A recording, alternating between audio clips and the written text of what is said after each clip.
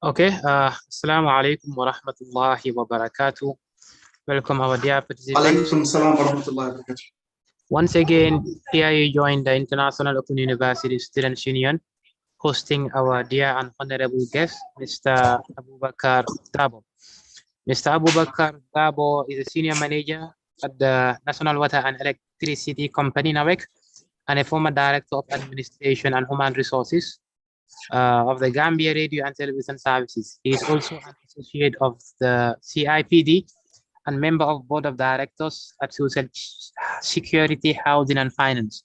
So we indeed honor to have him on board. It is indeed a pleasure and a honor to have him on board. Mr. Dabo, we are indeed honored to have you. You have the floor to greet our audiences.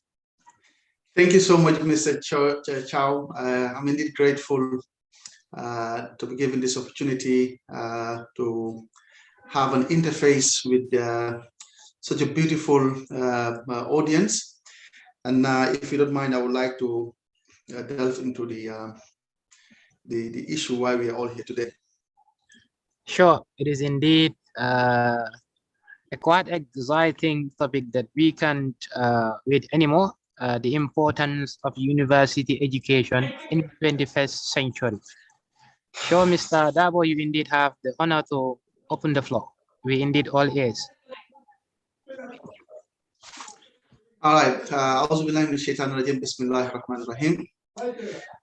The Chancellor of the International Open University, Dr. Bilal Phillips, the Vice Chancellor of the IOU, Dr. Cherno Omar Bari, the President and Executive of the IOU Students Union, students of the International Open University, distinguished viewers from around the world, all protocols duly and respectfully observed. It accords me immense delight to deliver this lecture on such an important topic to such an important audience, giving rise to some of the extraordinary challenges that await all university graduates once they turn their backs to the classroom. In 2017, the University of the Gambia organized a graduation dinner, and I was invited as the guest of honor. And during the dinner, I was encouraged to come up with a discourse that can inspire the graduating students as they journey through a new reality. What I told them during that dinner was this: passing through a university is not all about the grades, the classes, or the courses. Rather, it's about the ideology that underpins the universality of higher learning, an art of discipline and self-development that builds your cognitive ability and makes you unique, critical, and strong. We live in an environment which consumes so fast and challenges so stiff. Our time in the 4 years regimentation is ought to prepare us for today and the uncertain future. Those who make the most of themselves during these trying times will now succeed, and those who cut through corners will now be consumed. Be prepared to rip the walls and make it in life, but be ready to cruise the uncertain waters. This is what I delivered to them on that fateful day. And 5 years on, this statement remains relevant today as it was in 2017. And to give perspective to the crux of this statement, our today's topic, which is the importance of university education in the 21st century, your role in shaping change, will lay bare the intricacies of the privileges that university students offer, as well as the spirit that underpins higher learning in the art of life. Earning a degree, I must say, is no longer fashionable, for its relevance depends to a large extent on how many doors it unlocks in your career and how many opportunities it creates in your path. In this age of digitalization, the likeliness of your degree is like a ship that anchors you to the shore and not the survival skills to save you ashore. Different people get ashore, some through their right channels, some sneak their ways through, some will jump ship, while others will carry their privileges. What makes the difference at the end of the day, however, is your ability to thrive. For most of you, what you were taught in the classrooms will be in sharp contrast to what obtains in real life. And that is because the skill sets required to thrive in the 21st century not only get stale quickly, but are not taught in the classroom. Regardless, what university education aims to achieve is to strengthen your main survival tool, that is your mind, to maximize its capabilities in today's digital age. In today's fast-changing world, your means of survival mounts beyond a degree, as opposed to the industrialized age when sharp intellect and higher degrees were the springboards to becoming successful. Ladies and gentlemen, the world has now transitioned from being an industrialized globe to a digitalized world, and technological revolution is spinning towards a high-tech artificial intelligence that is almost making human knowledge as we know it limited. Today, we have machine learning and systems programming, and all what we learn in universities can be programmed in strong robotic beings that deliver at the exactitude of detail and excellence.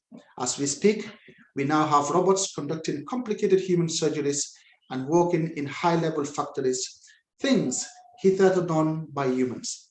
Now tell me, how relevant are our degrees and how do we use our university experiences in shaping change in our world of digital galaxies? Let me remind you that universities are established on purpose, and that is to deliver a systemic educational program to a wide range of students. However, your role as university students is not and should not be limited to that systemic program. Rather, you should learn through the process. Ladies and gentlemen, learning is the quintessential reasoning behind the acquisition of higher education. Learning is the ability to understand the flow of knowledge within and outside the university classroom, and the ability to harness information that can be utilized in shaping your values, thought processes, and actions.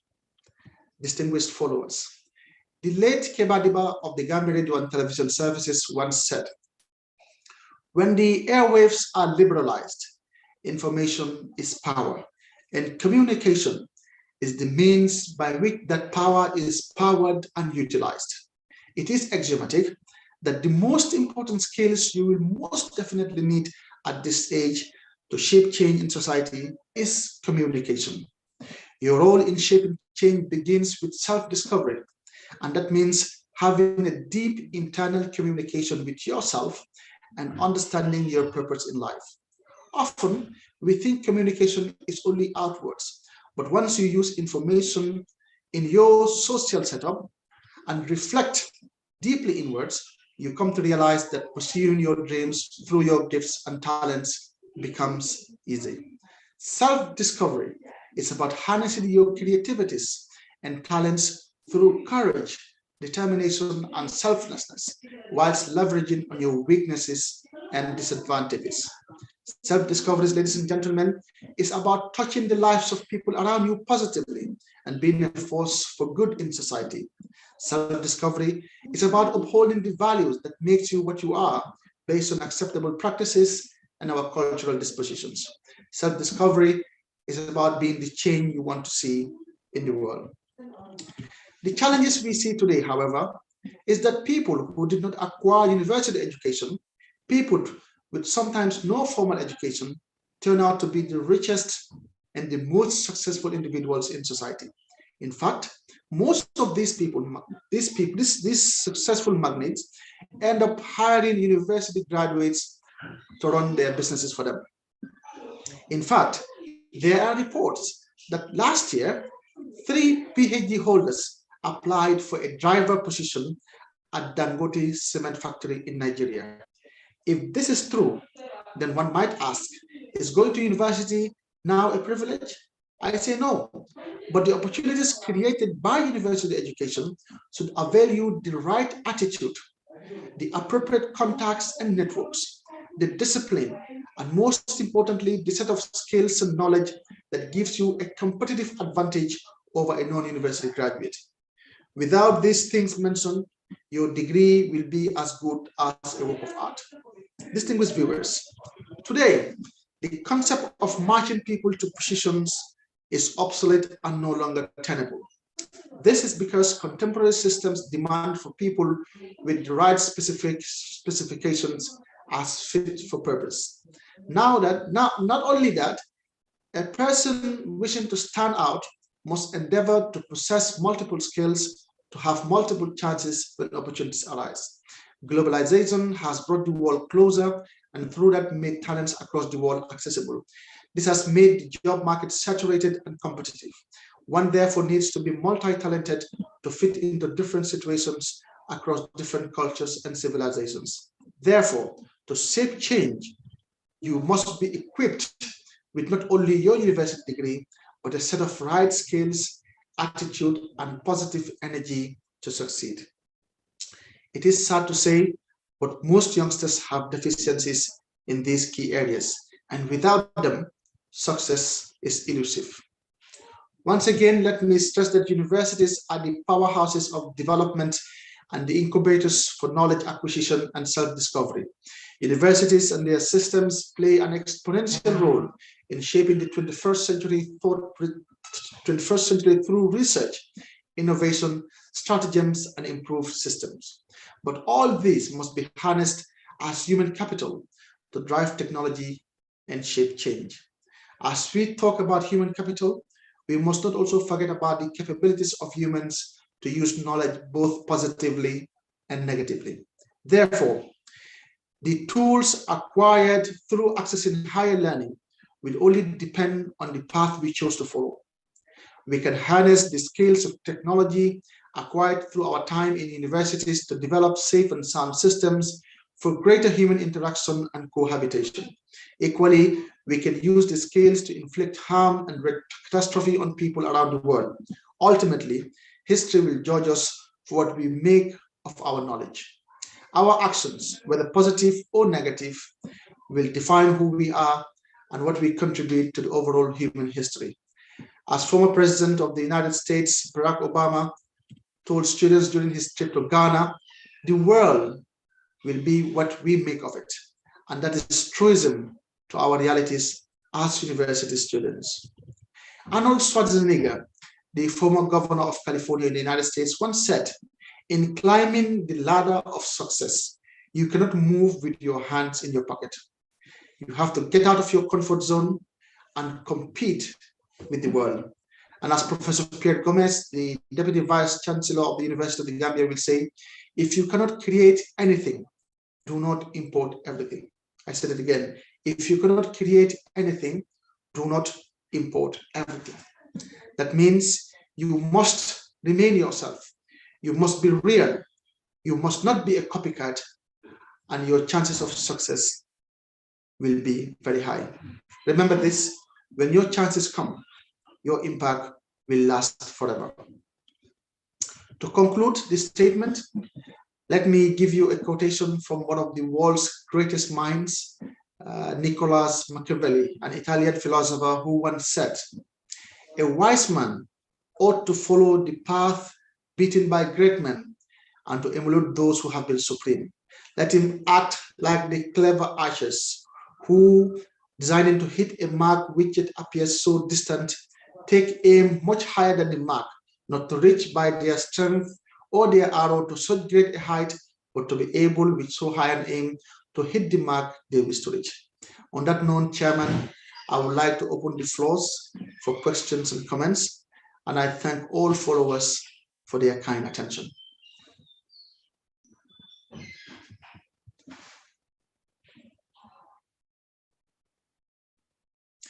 Chairman?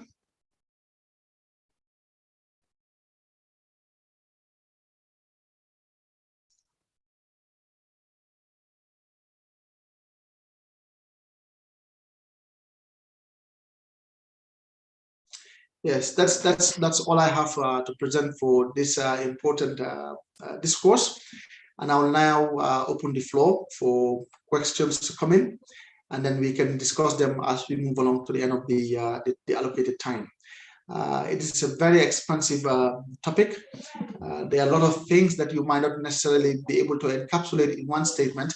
However, as questions come along, you would be able to look at them and then give them the appropriate answers they deserve as the discussion continues. I know it's a sharing of experience, obviously, and perhaps it's going to be a learning process, because the essence of going to university, as we said, is not to get to be taught, but is to learn from the university process, to learn from what obtains in the class, to learn from your colleagues, and to maximize your capabilities and your potentials to be able to deliver in the real world of work. So, Mr. Chow, I think the floor is now yours. Good morning, Mr. Darbo, and then how are you? I'm fine. How are you too? Oh, thank God, Alhamdulillah. I must say that I really enjoyed your presentation. It was such a wonderful deliberation. Thank you so so much. much. Yes. Anyway, just to move forward, I just have some a few questions that I may like to ask. That's okay. You can go ahead. Okay, university experience is such an amazing experience, and most often students graduate from university with all the good grades, the struggles, but still they would be sitting and waiting. In most cases, some will be thinking that they are not included in the workforce, or they do not have access to opportunities, and then they will be sitting like that instead of hustling or making it instead of creating opportunities for themselves. So what is your advice regarding people with such perceptions? Okay, thank you so much, Abubakar Darbo. I think the essence of going to university is to learn skills that will add value to who you are as an individual. And one important thing about the university, as I said in the statement, is that the university should be able to develop your critical mind and to be able to imbue in you values and codes of conduct that should lead you through life. So the university is not meant to create only job seekers. It is meant to create job creators also. So going through, and it doesn't necessarily mean, as I said in the statement, that if you concentrate on one area, it means when you finish, you should work in that specific area. You would come to realize that most people go to university to study at one specific area, but end up working in a separate area altogether. I can take myself as an example. Many years ago, some 14 years ago, I was employed as a journalist at the Gambia Radio and Television Services.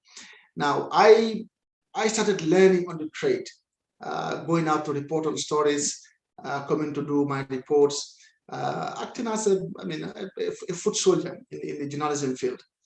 But ultimately, there arises a need for someone with a different skill set. There was a time that the system needed someone who has some background in biology, in the sciences. And because of my fascination with the sciences, even though I was not a science student, I was able to fit in neatly into this new demand. And ultimately, I was given an entirely new program to run, which is called Jamala Jatikandia. I know those who used the word GRTS many years ago can remember. That is how I then had the opportunity to have my own talk show when we were relatively new in the system, when most of us were in our learning stage. But because of my profundity, my understanding of a different skill set, I was given an entire program to host, and that added a lot of value to who I became ultimately. And not only that, there was the need for another program because GRTS was then developing. And then because since at early age, I had a background in religious studies, in Islam particularly. And then I sometimes manifest my understanding of religion amongst colleagues. When there was opportunity for a program to be hosted in this field, I got the opportunity ahead of all my other colleagues. And as a result, I then have two programs to host, and that reduced my level of going out to the field, and I had more time to work in the office to concentrate on self-development, on program development, and that gave me an added advantage over my colleagues. So in essence, what I'm trying to say here is you don't have to be employed to be resourceful. You can volunteer. This is a concept that is not very common in this part of the world, in Gambia in particular.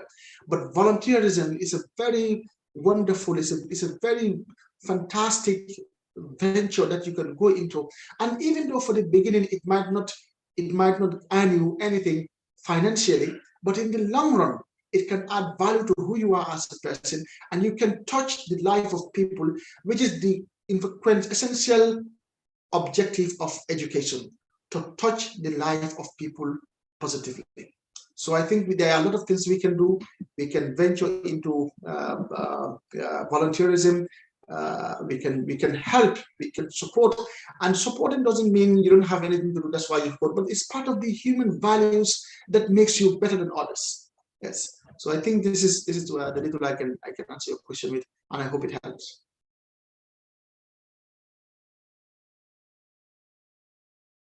Thank you so much, Mr. Darbo. I believe that have answered my questions. Thank you so much. Anyway, I also have another question regarding what you just mentioned about volunteerism. Yeah.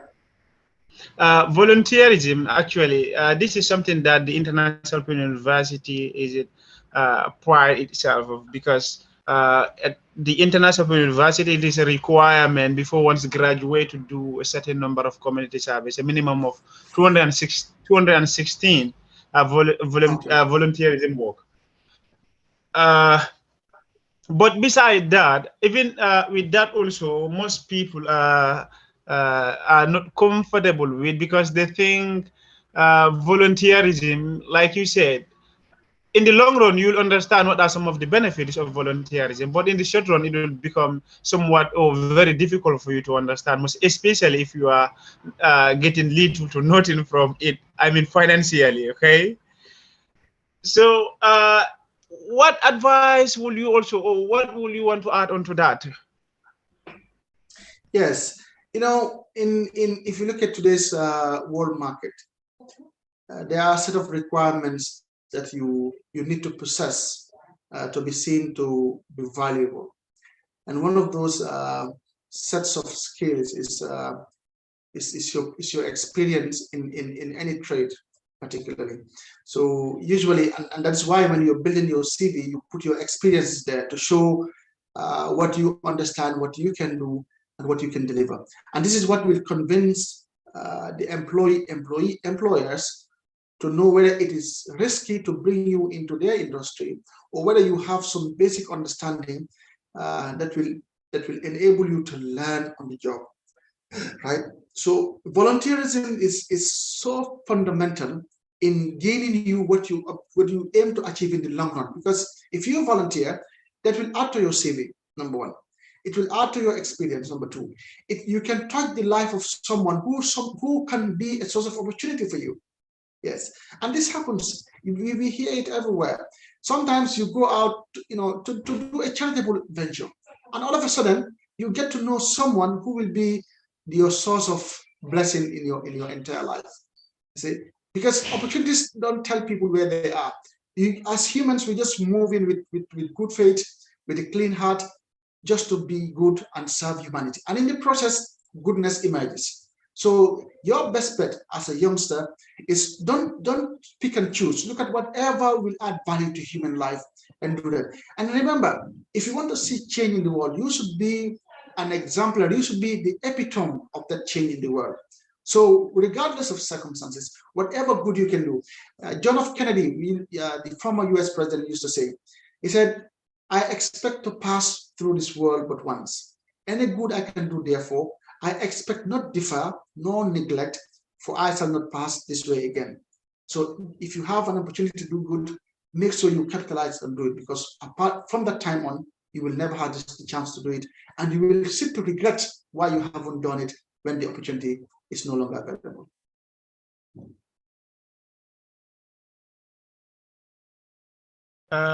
Thank you so much, Brother Abubakar. I think I will step in on behalf of the host, that is Muhammad Chow. Your deliberation is indeed a great one. You know, education helps the development of the qualities of an individual, such as the physical, mental, emotional, you know, make up as well as his temperament and character. So this is what is called the personality. These are some of the benefits of education in changing and shaping life of individuals. Uh, Basically, the main purpose of education, university education, is just to educate individuals within the society, to prepare and qualify them for work in the economy, as well as to integrate people into the society and teach them the values and morals of society. So having all these things in mind, this will prepare the individuals, these young graduates at universities, uh, to become better individuals in their communities, not necessarily as agents of creating change, but to give some meaningful impact in their own communities. So in essence, I think these are some of the benefits of university experience.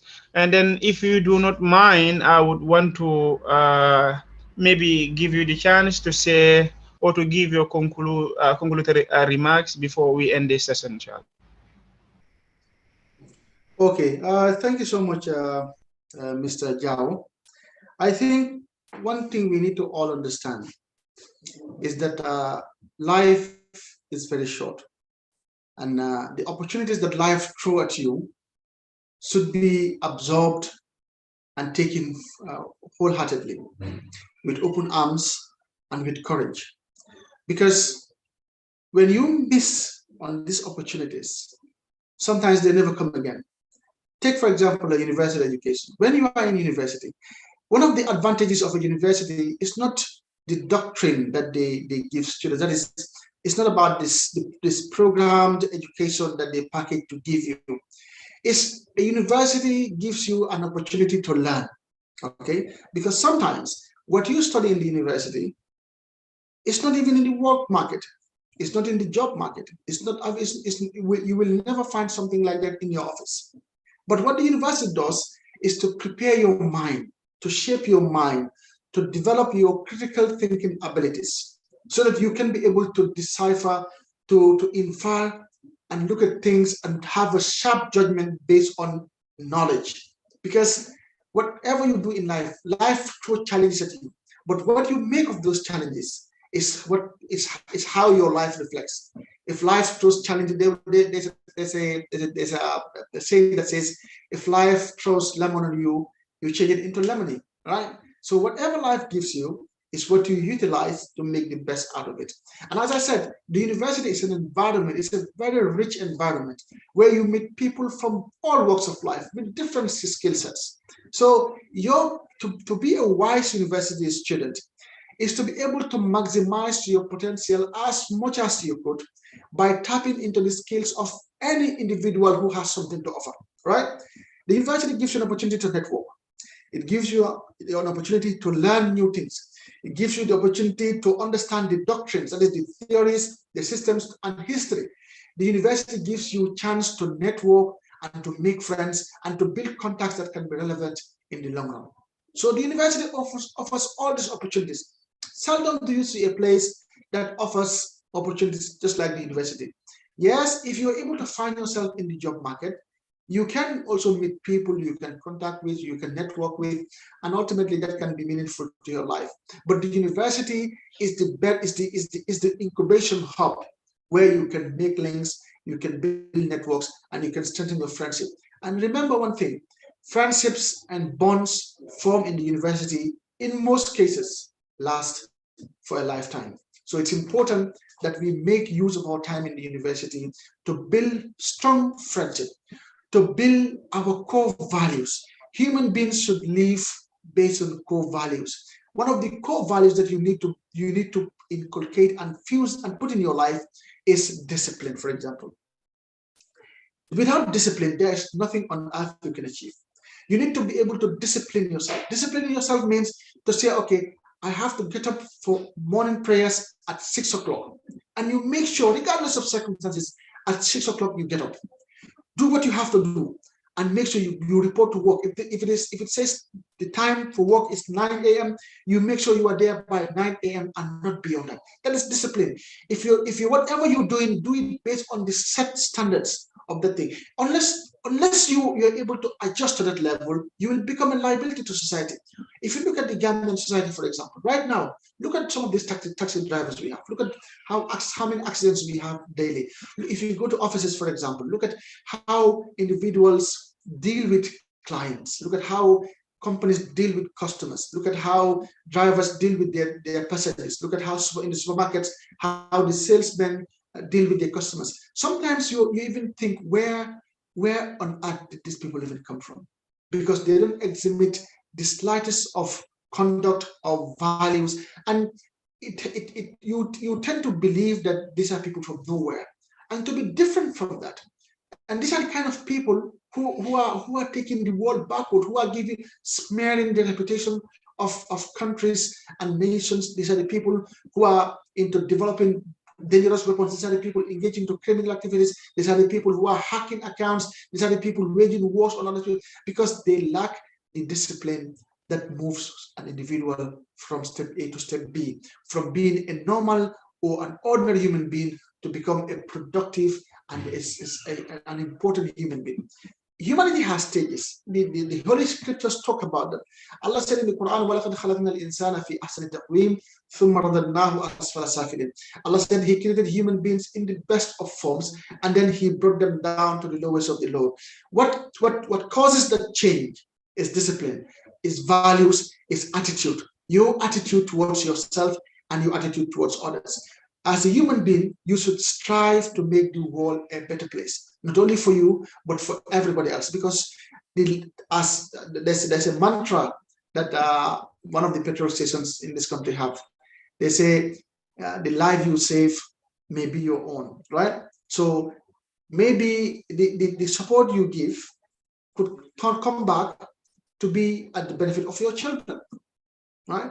And that is why in a country like the Gambia, it's very important that we change our mentality and our attitude, and we endeavor to be the change we want to see by venturing into things that we think Gambians need to do. There's no shame in owning a shop, for example. There's no shame in farming, for example. There's no shame. It doesn't mean if you go to university, you should only sit in the office. That's the flip side. There are people who are now sitting at home who are earning way more than those in the offices, who are earning way more than you can even imagine, because now the world is connected through technology, and with your computer you can be working anywhere and be earning a decent life. But it doesn't mean if you're working in the office or if you're working with a computer, you can also go out and add value to society. Because if we don't do that, and I think we are not doing that, other people will come and take over your stations, will take over your country, and they will deliver to you what may not be in the best interest of your country. If you go to countries like Libya, for example, during the time of Gaddafi, no other person apart from Libyans are allowed to work in the food chain of the country, from the production to the processing to the development to the table. Right now, you go out to buy food from the bakery, from the shop, sometimes from the restaurants, and you see things in your food that there's no care about quality or control. There's no care about whether it is healthy, it will have long-term impact on your health. No one just cares about what's happening, because most of the people who are in this industry have no families around. So it should be our responsibility to make sure we take over our industries. There's no shortage of work and activity to be done in this country. There's only shortage of individual, and that shortage is symbolic, because you have a lot of people and they're not ready, they're not willing to venture into these trades. Some say that, some will think it's no, this is meant for a certain category of people, or this is meant for a certain class of people, or it doesn't pay much. or it doesn't do that. But what you should take at the back of your mind, what we should always put at the back of our mind is, what value are we adding to the life of people? What value are we adding to society? What contribution are we doing towards more uplifting the status of the people and the lives of the people? That should be the most important thing you should put into consideration before venturing into anything. If you do that, then you will be moving in the right course. And whether you earn something or you don't earn something financially, it will be a viable venture that will serve you for a lifetime. And you can never know. Sometimes you get into a venture, right? You get into a kind of volunteering services, and then out of it, something can result that will benefit your family and many, many families in this country. So my encouragement to everybody is, going to a university doesn't mean you have to be employed by government or you have to be employed by the private sector. Working for university aims to develop your thinking and cognitive skills to be able to utilize yourself and to add value to other people's life. Regardless of how small it is, don't see it as small. A goodness is never small. The scholars will tell you what will get you to paradise will be far from your imagination. Sometimes all what you think you do is good will not even count in real life. What you think is minute, doesn't make any sense, is what will be the tipping of the scale, right? So my encouragement to myself and to everybody is that let's see ourselves as valuables. And this is just to extend the discourse a little bit into the psyche of the African man. Unfortunately, Africans in general will see themselves as inferior beings, right? And because of that, we wouldn't want to challenge ourselves to do what people in other worlds are doing. We have very big eyes in Africa, but we see very little. Look at the Chinese, with very, very small eyes, they can do all what they're doing because they expand themselves. They see that they're capable of doing it, and they want to prove their worth by doing what they believe they know. And Africans, unfortunately, for us, we don't prove ourselves, but we want to depend on other people to move us from where we are. And nobody, I can assure you, nobody will be able to move Africa from where it is to where it ought to be without the Africans themselves. The Europeans will never do it. Look at what is happening in the world right now. All what the West is interested in is to make sure their supply chain, when it comes to resources, is unlimited. And Africa is the mainstay, is the powerhouse of all the raw materials that the Europeans and the Americans need to get to where they want to be. So for them, it is in their existential interest for us to remain where we are. So let's not be fooled to believe that the West love Africa, the Chinese world love Africa, the Russians love. No one loves Africans. Africans should be the ones to love themselves. And how do we love ourselves? Is to look at what moves those countries to the next level and to do the same thing. The world developed through industrialization. The global countries, global powerhouses are all able to process their raw materials and consume them locally. That way, you can add value to what the farmers do, and the capacity and the resources that will be available will be able to serve the entire nation. But look at what is happening. The mindset given to Africans is you have to produce and sell it to the West, and when they process it, you do your entire production from A to Z, and you get only, for example, $10 or 10 pounds. You sell it to them. They just add value to it and come and sell it back to you for 100 pounds. And then all what you guys do, if you have 10 farmers, cumulatively what the 10 farmers will get in a year will be equivalent to the cost of only one product. Does that make any sense? No, it doesn't. So let's try to be ingenious. Let's try to utilize our brains, especially those who have the technical skills to develop things, to fabricate. Let them create machines. Let Africans create machines that can process what we have, and then we can process and add value to what we have and consume it locally. In this country, the Gambia, it's so unfortunate. I cannot even enumerate the level of shame I used to have sometimes. If you think of what value do we add? You talk about globalization. They were saying you have to meet the international trade union, international trade regulations. For me, it's not, we don't even have to get into all those things, because what do you produce? Globalization, the essence of globalization is to enable you to bring something to the global table. And then that exchange, the exchange that will take place on that global platform, should be to your interest and the interest of the other party. But as Africans, as Gambians, we are on the global table only to consume. We are there, we are not on the table, in fact, we are on the menu. For the world, Africa is something that you pick and choose, take what you want, leave what you want, and that's where it stops. And we should stop being on the menu. We should be on the table and decide on the menu. Whatever happens in Africa is decided for us. And I think that's a very backward, that's a very unfortunate situation for us, that we should change as Africans.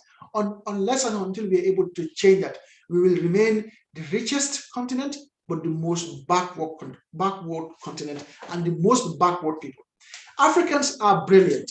If you go to Europe, for example, the brightest brains, the biggest brains in America are Africans. You have an African president who ruled the United States. Barack Obama, to some extent, is African. Black men are not stupid. They are very intelligent beings. In fact, they mount on the top at the zenith of human intelligence. But why is it that we are not able to utilize our collective strength, our collective energy, and have good hearts towards developing our continent? This is very, very important. We think we are always in struggle, and it's in the interest of the enemy that Africans are always following each other, pursuing each other, chasing each other, and forget about the real development. If we want to move forward, we should be able to give each other a chance. We should be able to look beyond individuals. We should be able to put our eyes on capabilities and allow those who have the skills and the knowledge to deliver. Unless and until we do that, we will remain where we are, and we will continue retrogressing backwards and not having anything to add as far as the development of ourselves, our family, our country, and our continent is concerned. My last example will be, if you look at the cradle of humanity, Egypt, they say, is the birthplace of the human civilization. The first technology that emerged from Egypt is the stone technology, because at the time there was no means of communication with nature except through the divine means that the local people use. Now, Egyptians were able to carve the stones and use it as the tablets to inscribe knowledge. This is huge technology at the time, and it is the first technology. Now, moving forward, the Egyptians, which were Africans, which were Black people, were able to move, during the antiquities. These were people who were able to come up with things that even today is amazing to the global, to the global mind. The West, with all their technology, with all their science, are still confused and still marvel at the things that Africans did during the olden days. These were our ancestors. They had all the knowledge. They were able to create things that we are even surprised, that we are amazed by. And I think as we progress, so should our knowledge progress, so should our ingenuity progress, so should our capabilities also progress. But unfortunately for Africa, as we progress, so does our ingenuity goes down, so does our intellect go down, so does our infighting grow, unfortunately. And that is why we have where we are. And regardless of the greatness of our history, we are unable to tap from our inner selves and add value to what we have. Africans are great people. The Egyptians who developed the pyramid, who built the Sphinx of Giza, who did all those marvelous things. Imagine, to build one pyramid, you need 2.3 million blocks, each weighing 2.3 tons or 1.5 tons. You see, and those things were done by Africans at the time. There is no crane. And these Africans are done by Black people, not white people, not what you see on Hollywood. These are done by Black people. Say, under Job, the Senegalese intellectual, said Egyptians were Negroes, and those Negroes, those Black people, they have links to Gambia, they have links to Senegal, because when say Anta was looking at the etymology of the Egyptian language, he was able to discover that there's a recurring theme that you find in most African languages that form the ancient Egyptian language. So it means they're spread across, on the Gulf of Guinea state coming towards, the Senegal region. And some of us are from those great families. All of us here, all Gambians, all Africans come from the same great families, that great family of scientists, of intellectuals who did the greatest things that the world will ever see. That this is our progeny. Okay, this is where we come from. This is our history. So we should make sure that we use those same intellect, we use technology, and move ourselves from where we are to where we ought to be, and stop this infighting, and stop the hypocrisy, and take a back seat if you know you cannot deliver, and give chance to people who can deliver, because this is the only way we will move forward. It's unfortunate here when we see people who have capabilities, who can deliver, we want to cut their foot, and we want everything to be in our name. But we should know that if you do that, you are killing the chance for many other people who would have benefited from something, including your own children. Yes. So in conclusion, I would like to thank all of you, and to encourage myself and to encourage all of you to see the potential we have, to utilize the skills, our God-given innate, and to make sure we add value to the life of people in the world. Doesn't matter how small it is, doesn't matter where it is, human beings are all one, human beings are all equal. Any human being you can support, make your very best to make sure you leave a lasting legacy in their life. Even if people do bad to you, even if people hurt you, even if people affect you or offend you, don't go beyond, look beyond that. Look beyond their minute, myopic, small brains. Go beyond that. Look at the global picture.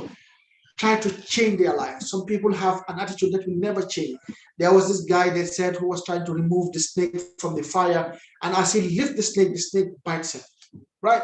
And when the snake bites him, he put his hand and then took it back, being more careful until he was able to remove the snake from the fire. And someone was standing by looking, and he said to him, "How on earth can you remove the snake and the snake is trying to hurt you?" You know what his response was? He said, "It is in the nature of the snake to bite. So if the snake bites me, I will take it to be as part of its nature. My nature is to be kind, is to be good, is to be helpful, is to be of value and of use to humanity." So I think as humans, we shouldn't look at the value of the other, but we should look at our own values. And that is the value of being good, the value of thinking that we are not going to remain here forever, the value of thinking that we are going to be answerable to a higher God tomorrow, and we will be judged based on our actions. If you do good, then good will follow you. If you do evil, then evil will follow you. I think this should be our mindset, and this should be our raison d'etre as we live in this transitional world. The university is a hub where we can develop the skills, where we can master these capabilities, and then we can become productive individuals in life. On that note, I thank you so much, and I hand over back to Mr. Chow.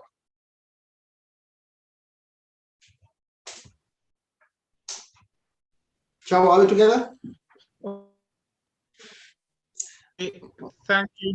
Thank you so much, Brother Darbo, for that wonderful deliberation.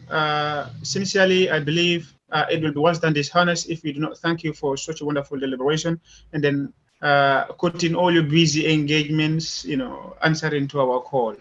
On that note, we really long.